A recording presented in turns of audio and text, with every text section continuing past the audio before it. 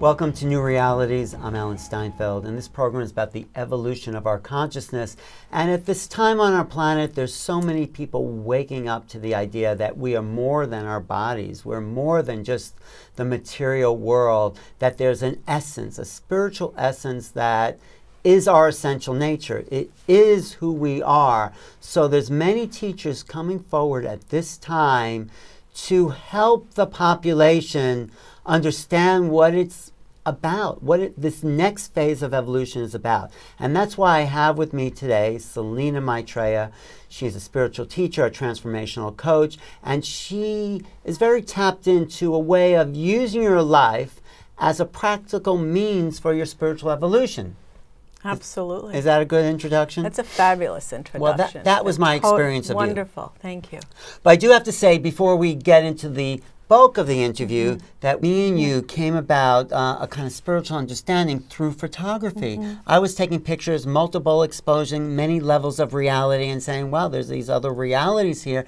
And you were working with photography too. In what way? I was, for the last 30 years, I've been a consultant to commercial photographers. And my job has been to take this very intangible thing we call vision, which is intangible because you can't hold it in your hand, but when it's very tangible in the fact that you know when it's there and you know when it's not, and help photographers to define it and build portfolios around that. And as a teacher, I've been given something intangible to work with.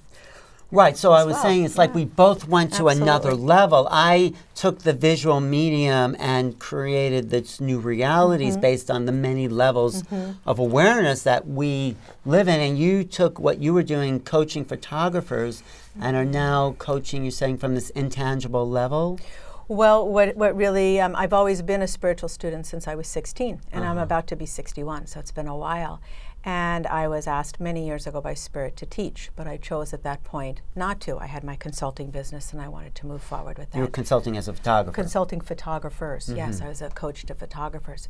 And then it became, you know how it is, when your spirituality is ready to be birthed, it needed to be born.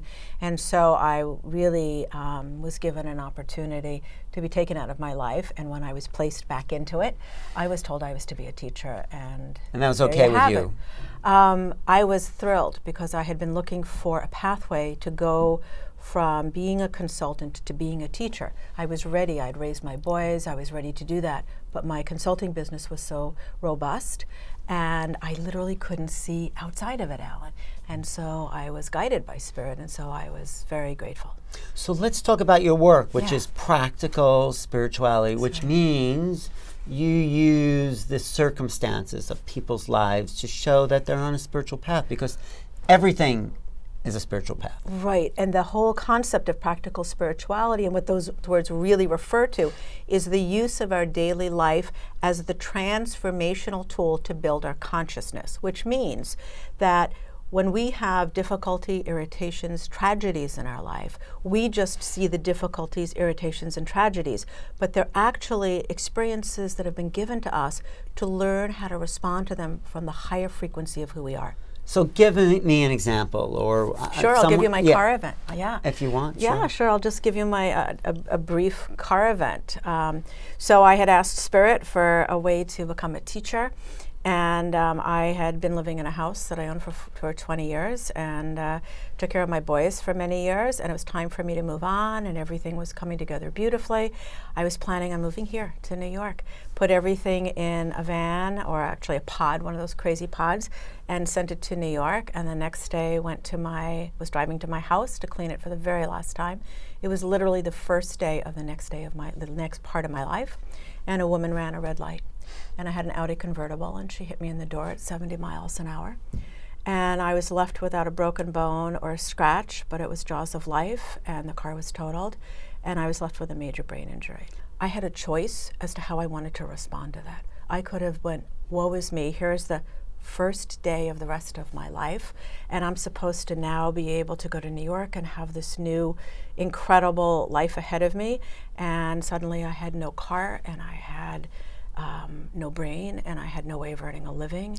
And so I responded from my higher frequency, from knowing that this was a gift. Wait, you could have responded from a lower frequency. Absolutely. And what would that have looked at? That would have looked like, why does the world do this? Woe is me. I can't believe this happened. I would create stories. I'd live inside the stories. And I would, and in terms of physical reality, that would have been expected. That is what we expect. We expect people to go to a place where everything is terrible and live there, and we support that. So you didn't do that? No. And what Never. did you do instead? I surrendered. I knew that this was guided by spirit, and that my job was just to be in the present moment. And I have to tell you, you and I were talking about the present moment before we started. There is nothing like being given the opportunity to be in the present moment. But every moment's an opportunity. But when you have a brain injury, this is where I was going. When you have a brain injury, so much is you lose connection to your thinking, to so much of what we're used to being with on a daily basis, and there was an immediate connection to another realm. So I was given this gift of quiet. I was given this gift of absolute peace, and the ability to be in the present moment was just there. But the point is that I still had a choice, because my financial situation, my practical situation was really in the trash can, and nobody had answers. But I knew that I was guided, and my job was just to show up and see what presented itself and make a decision. But you've made a full recovery now. I've just, as of this month, I can do a 7-hour day 2.5 years later. So you made a choice that you said you could be a victim, or you can see it as an opportunity. I could go to feeling sorry for myself and engage in lower energy, or I could surrender and just know that I was guided. Do you think that helped accelerate your healing? Huge. Not only did it accelerate my healing, it opened up other possibilities. So how do you take that experience and use that to help other people? How can you work with other people? Well, part of what the work that I've lived for the last 25 years has been the work of practical spirituality, where whatever happens, and it doesn't have to be as dramatic as a car event. No, of course. It can be as simple as, a simple irritation in daily life, difficulty that comes up. So I've lived that, and then when I was taken out of my life, I was in communication with spirit 10, 12, 14 hours a day. And I was downloaded with very specific information. Like what? I was downloaded with the whole process of how to take people from walking in their life, responding to lower frequency to high. I was given the whole understanding that our brain is a very wonderful tool, but not only do we over-identify with our brain, which many people on a spiritual path know, but we're still functioning, even those of us that have worked for years in the spiritual realm, functioning from a thinking level rather than an energetic level. I was told that emotions don't exist, that emotions it's a word that really is an illusion, and when we experience what we call emotions, we're actually experiencing the energy fields within our system. And because we think they're emotions, we think we have to change them. But because we're not changing those, we really need to connect to our energy. We're working on the wrong area. So a lot of different But you mean information. emotions don't exist, or you said to me there's really only two emotions, love and fear, or feelings. Well, there's two. I would refer to them actually as energy fields. There's two energy fields. The higher frequency, which you were talking about when you introduced the show. Yeah. What this shift is all about. That's the higher knowing that we have our soul level. But then, of course, there's the egoic mind, the egoic body. That's the lower energy, which is fueled by our personality, our history in this body. And most of us are still functioning from that level. So when you work with people, though, I get the sense you, and you say you transcend your personality. You go to the place where you could be very clear and precise and with that person. So I talked yesterday about feeling frustrated or lack of worth, and then you gave me some feedback. So the first step in utilizing, in being able to shift our energetic states is to have awareness. So in the moment, which is a very big practice in and of itself for us to get to, but in having the awareness of being able to listen to the words, but holding the space where you're watching your response as it happens. Right. I can feel my contraction. I can feel like, so you're noticing. I'm noticing that. You're noticing. I'm also reacting to my noticing. But yeah, so you're saying the first step is to awareness. Watch where you are. Most people land in the spot where they have, somebody says something, they have a response. They land in the response. They land in the energy of the response. So if that energy of the response is in the low frequency, that's where they land, and then they create stories, and then everything spins out of control, and their response to that person is from the same frequency that they had been given. Exactly. So the step here is in having the awareness in the moment of your response. In that space, you have the opportunity to create a different energetic shift. I can? Yes, I mean, I'm sure I can. How? Yes, you can. But number one, by being aware. When you have the actual awareness of being able to watch your feelings, and you're able to say, okay, so I see that I'm starting to get the tightness, that acts as an alarm clock. I can still let myself feel the react, but I don't have to react to the reaction. Yeah. Great question, because a lot of times people say, well, are you telling me to stuff my emotions? No. What I'm suggesting is our emotions don't become a landing pad, they become an alarm clock. Alarm clock for what? To remind you to shift into a higher frequency. But how do you shift into the higher frequency? Because as soon as you have the awareness of it, the awareness already shifts you. Oh, it does. It's not like you think so it. I can feel my reaction, and then instead of engaging the reaction. Right. Because look at what happens. That's a brilliant point.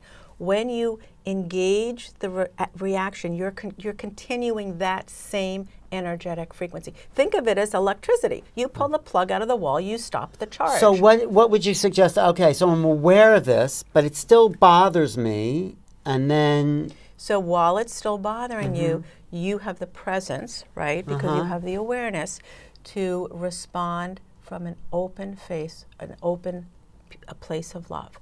Now, when we talk about love, because the word is bantered around so much, we don't see it as a physical manifestation, but it is. And the way love manifests in the physical world are words and ideas that we know: patience, kindness, understanding, compassion. So the total process would be awareness of how you're experiencing the energy that's coming at you, the choice you have to shift that energy, using your emotion as an alarm clock, right? To say, time to respond from love. While you are in the conversation, in a split second, you say, okay, quietly to yourself, into the universe, what face of love? Is it kindness, compassion? What do I give myself now? What do I give it to myself. And to the person that you're with. I'm giving it to the person, even though there's energy there. Yes, because we are higher frequency, and higher frequency trumps low. We are higher frequency. Of course we are. Okay, we all are. I was just with my wonderful Simone, who does my hair today, and Simone is a student, and she was telling me that she had an experience where somebody in her building wrote her an email, and she responded from the work that we've done, and the woman came back at her with still negativity, and so she responded with more the energy of love, and she said within the next email the woman had completely turned around. Her response was completely loving. Even though the woman was annoying to her, she gave her love anyway. Absolutely. So that's like you're saying, to overcome the egoic affront, you know, the lower energy, the lower energies, and come from that place of higher energies, even though the ego is disturbed. Right, because we have a choice. We are not just the ego. Most of us are so used to functioning from that egoic level that it's kind of at first it's awkward. It's like going to the gym, you know. And I say all the time, I want to build my biceps. I have to pick up that weight, and I have to use it. And the very first day I pick it up, it's uncomfortable. My arm hurts. But over time, not only does my arm stop hurting, but my muscle starts to show. It starts to build and develop. Our intuitive body is an energetic muscle, and so is our egoic body. And our egoic body is the bigger muscle right now. So we have to utilize the intuitive body, to a point where it is the GPS in our system. Okay, the intuitive body means the higher level of energy. But it's also the observing mind that's observing the reactions of the body. Excellent. It's the witness. We are the witness. The witness, the yes. observer, yes. So exactly. that's the intuitive, that's the sensing, non-egoic. I mean, the part of us that can observe the reactions Yes. of the ego. Right. You see, the intuitive body, the higher frequency of who we are, has many qualities to it and many manifestations, just like the lower frequency does. So the job here is to shift the paradigm. We're working in lower frequency energy. And the paradigm shift is to, situation by situation, and we're given all of what seems like a lot of tsuris, as my grandmother would call it, a lot of tsuris on all kinds of levels. That's just not random in the world. That's given to us, so we have lots of opportunities to practice being in the higher frequency. So when you were in that state after you were recovering, you were in a sort of non-egoic state, right? Oh, and boy, you were, and you were also sort of tapping into the source. Absolutely. I was in a place that, a different paradigm that was remarkable and quiet, and people would think I was struggling to talk, and it's not as if I couldn't speak the words. I didn't have that type of injury, but it was so, I don't know how to explain, and I'm not a I'm not a brain doctor, but my experience was that I was loving where I was, and this was so difficult here. I knew all the layers were lost, and so I didn't want to come out of there. So it was difficult for me to talk because I didn't want to leave. But I'm getting at, it was also good practice for you then to do this work because you were in a non-ego state, so you could then see how to be in that state remarkably of non-ego. so. And it's all, exactly, and all of the work I had done for over almost 40 years at that point, of the reading that we do and the workshops and the work I had done with students, all of it was important, but nothing was like having the opportunity to be taken out of all of this and being put in a place that really was sublime. Right, but also I think when you work with people, you go into that place of non-ego. Yes, I mean, I do. And how would you do that? How do you do that? I honestly don't know. I know I asked you if you could, I know, but I don't know that it would serve in the short amount of time, and I don't know how to describe what happens. But what I can tell you is my experience, which is just that I go into, when we're sitting here in the world, there's all kinds of distractions around us, and there's noise, and there's people, and there's interactions, and so we aren't in a place of quiet where we can tap into the guidance that is always around us, the higher frequencies, the masters, the higher frequencies that are around us. So when we go in, when I go into state, I feel as if I park my personality and my ego, and I don't feel like I exist. And I go into a meditation, I go into prayer out loud. That sets my personality wherever it goes, but I feel as if I don't exist, and then Spirit speaks through me. And that's a piece of my teaching. Let's do that little meditation now. So on New Year's Eve, I love to spend time by myself and go to Spirit. And this year on New Year's Eve, when I went to Spirit, I asked them to please share with me a message that would be very helpful for all of us. And so they told me that 2016 was the year that we could live and experience anything that happens through the energy of joy, one of the many manifestations of love. And so I said, oh, so this is going to be a joyous year. And they said, no, it's not going to be a joyous year necessarily. That's not what we said. We said anything that happens, irritations, challenges, difficulties, can be experienced through the energy of joy. So I asked them, how can I tell someone who is going through a great tragedy, somebody who has lost somebody they love, how do I tell them to go through that, through joy? And they gave me a practice that I'd like to take everyone through now. Yes. Because we have the experience, we have the opportunity to experience loss through the low-level vibration, which is what we usually do. We sit there and we We grieve people. We feel guilty. We miss them. But we also have the opportunity to experience that through the energy of joy. So if you would now, just close your eyes, Ellen, and sit with me. Everyone who's out there watching this right now, close your eyes if you would. And just take a deep breath in. And hold the breath for a moment and then breathe out. We're going to center the body and slow it down.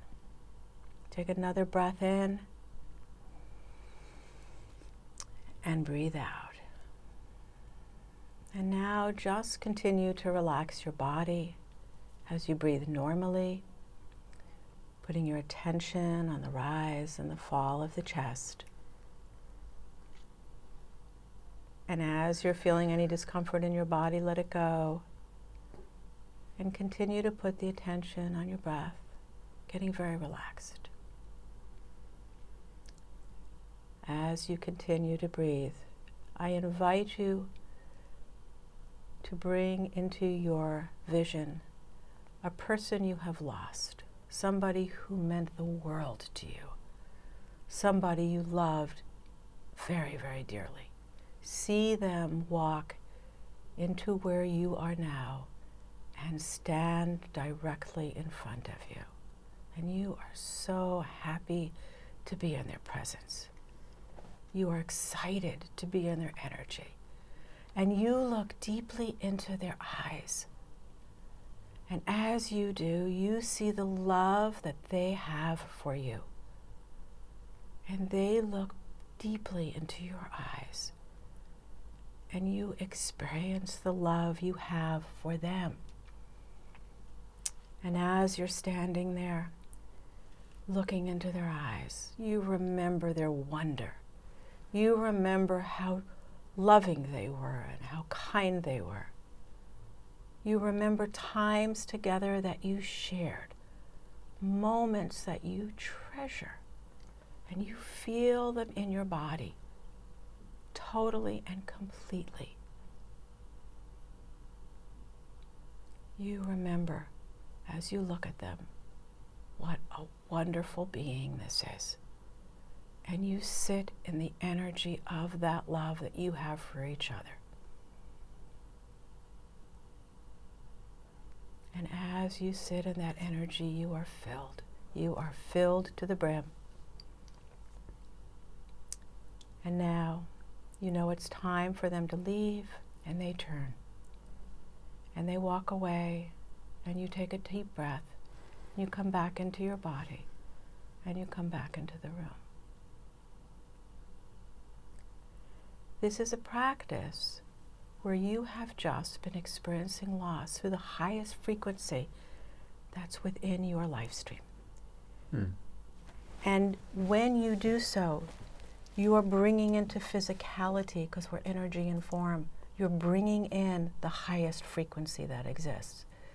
And so that's how... Which is pure love. Which is pure love. So that's how we experience life.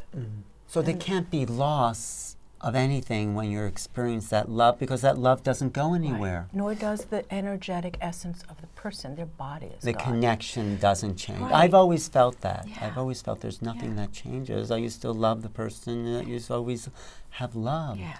So how could we sum up practical spirituality in that way? We can say that practical spirituality is a new lifestyle. It's for people who are already on a path, who've read all the books, who have gone to the workshops, but realize that their life, their physical daily life, is still not an expression of what they read about and what they've been learning.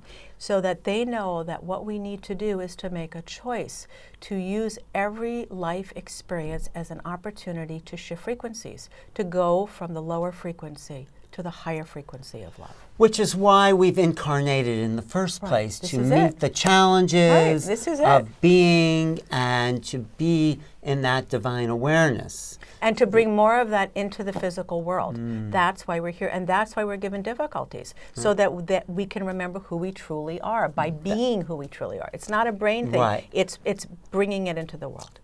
Selina, thank you. Thank you, Alan. Thanks I for appreciate being it. a Thank guest you. on New Realities, and thank you for bringing your work to the world. Thank you because for all you do. people need to know that they can use their life for there's no separation between their spiritual practice and their life. It shouldn't be. This is making your life your practice. Exactly. Thank you, Alan. Thank you. And how can people get a hold of you? On my website, www.selinamaitreya.com. SelinaMaitreya.com.